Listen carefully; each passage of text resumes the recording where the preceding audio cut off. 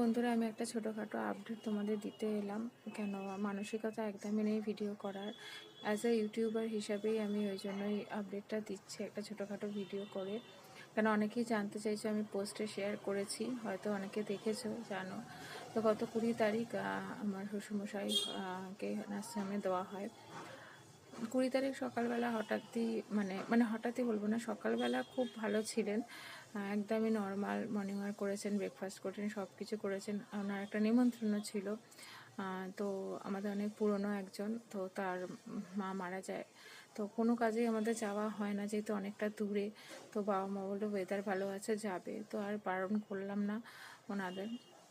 তো গেছিলো, ওখানে গিয়েই ওনার শরীরটা খারাপ, যেতে যেতেই শরীরটা খারাপ শুরু করে সঙ্গে সঙ্গে ওখানে ফোন করে গাড়ি বুক করে ওনাদের বললাম যে একদম গাড়ি বুক করে নিয়ে আমরা এখানে নামিয়ে নেবো। তো যাই হোক, শরীরটা খারাপ হয়েছে, ভুলভাল বকতে শুরু করে। তো আমরা পেয়েছি সোডিয়াম পটাশিয়াম কমে গেছে, কেন 5 বছর আগে ওনার এরকম হয়েছিল। তো সেই জন্যই ভেবেছি হয়তো সোডিয়াম পটাশিয়াম কমে গেছে। তো সঙ্গে সঙ্গে আমরা ওষুধটাও দিয়ে দিই। আর দিয়ে দেওয়ার পরও তারপরে দেখলাম গায়ে প্রচণ্ড জ্বর, আর শরীর পুরো ছেড়ে দিয়েছে। জন্য রিস্ক নিলাম না। আমরা 4:30 এরম বিকেল, তখন আমাদের এখানকারই কাছাকাছি নার্সিংহোমে ওনাকে ভর্তি করে দিয়েছি। ভর্তি করে দিয়ে তারপরে টেস্ট করার পর জানা গেল ওনার নিউমোনিয়া হয়েছে, মারাত্মক লেভেলে নিউমোনিয়াটা হয়ে গেছে। তো সেই জন্য বাড়ির পরিস্থিতি সত্যি খুব ভালো নেই এখন, সবসময় একটা টেনশন কাজ করছে। তো জানি না কি হবে।